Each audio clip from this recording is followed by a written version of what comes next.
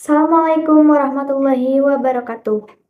Saya Kalia Fevi Fistiana, mahasiswa akuntansi semester 3 Universitas Sains Al-Quran. Pada kesempatan kali ini, saya akan memaparkan materi mengenai Al-Quran dan relativitas waktu pada konteks Al-Quran dan sains modern yang berlandaskan dalil nakliyah Qur'aniyah serta dalil akliyah.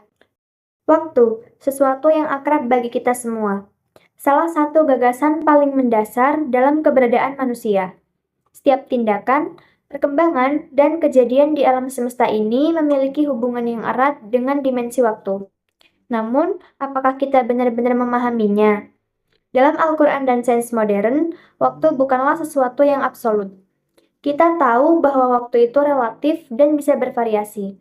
Fisikawan teoritis Albert Einstein mengungkapkan bahwa waktu dapat melambat bagi benda-benda yang bergerak mendekati kecepatan cahaya. Waktu juga dipengaruhi oleh gravitasi, yang berarti bahwa semakin kuat medan gravitasi, semakin lambat waktu berlalu. Fenomena ini kini dikenal sebagai dilatasi waktu. Menariknya, gagasan ini sudah ada dalam Al-Quran yang diturunkan lebih dari 14 abad yang lalu.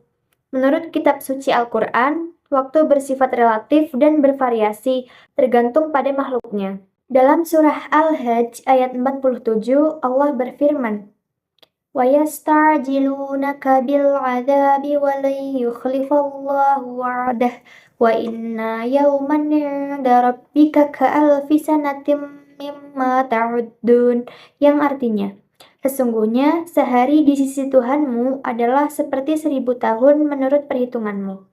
Ayat ini menunjukkan bahwa waktu bisa bervariasi tergantung pada dimensi atau tingkat keberadaan seseorang. Disebutkan juga dalam Quran surat As-Sajdah ayat 5. Yudabbirul amru mimmas samai ilal ardi thumma yarji'u ilaihi fi yawmin kana miqdaruhu alfasanatim mimma ta'uddun, yang artinya, dia mengatur segala urusan dari langit ke bumi. Kemudian segala urusan itu naik kepadanya pada hari yang kadarnya adalah 1000 tahun menurut perhitunganmu. Ayat ini menjelaskan bahwa dibutuhkan waktu 1000 tahun menurut ukuran manusia untuk sebuah peristiwa dari langit ke bumi. Hal ini menunjukkan bagaimana waktu di alam semesta bergantung pada sistem referensi dan tidak mutlak. Dalam ilmu pengetahuan, eksperimen telah membuktikan bahwa waktu berjalan lebih lambat bagi objek yang bergerak sangat cepat atau berada di medan gravitasi yang kuat. Eksperimen paradoks kembar adalah salah satu contoh dilatasi waktu yang dijelaskan oleh Einstein dalam teori relativitasnya. Dalam eksperimen ini, waktu bergerak lebih lambat bagi kembaran yang bepergian dengan kecepatan mendekati cahaya, sehingga saat ia kembali ke bumi, ia akan lebih mudah dibandingkan saudara kembarnya yang tinggal di bumi. Allah berfirman dalam surah Al-Ma'arij, para malaikat dan ruh atau Jibril naik menghadap kepadanya dalam sehari yang kadarnya adalah 50.000 tahun. Hal ini semakin menegaskan adanya keberadaan dimensi waktu yang berbeda di alam semesta.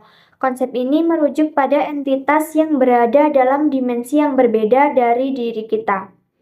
Dalam pandangan Al-Quran, waktu di dunia ini sangatlah terbatas, seperti yang dijelaskan dalam surah An-Nazi'at ayat 46.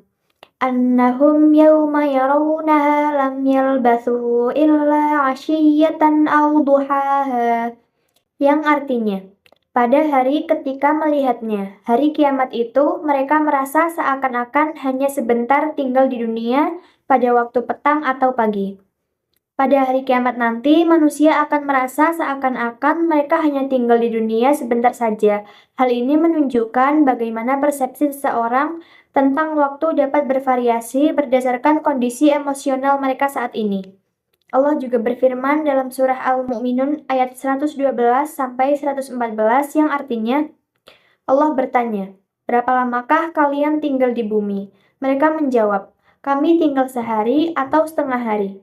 Maka tanyakanlah kepada mereka yang menghitung. Dia berfirman, kamu tidak tinggal di bumi, melainkan sebentar saja, jika kamu benar-benar mengetahui.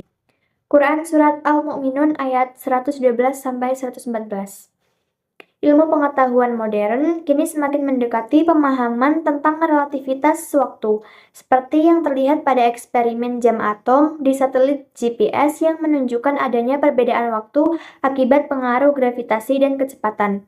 Filsuf Immanuel Kant mengungkapkan bahwa waktu adalah salah satu bentuk intuisi manusia yang memungkinkan kita untuk memahami fenomena. Namun, waktu yang kita kenal bukanlah kenyataan itu sendiri, melainkan hanya representasi dari kenyataan tersebut. Dengan pengetahuan ini, kita diingatkan untuk menggunakan waktu dengan bijak, menyadari betapa singkatnya kehidupan ini, dan terus berusaha mengenali tanda-tanda kebesaran Allah dalam setiap ciptaannya. Semoga kita dapat menjadi pribadi yang lebih rendah hati dan penuh kesadaran akan keterbatasan kita. Sekian dari saya, terima kasih. Wassalamualaikum warahmatullahi wabarakatuh.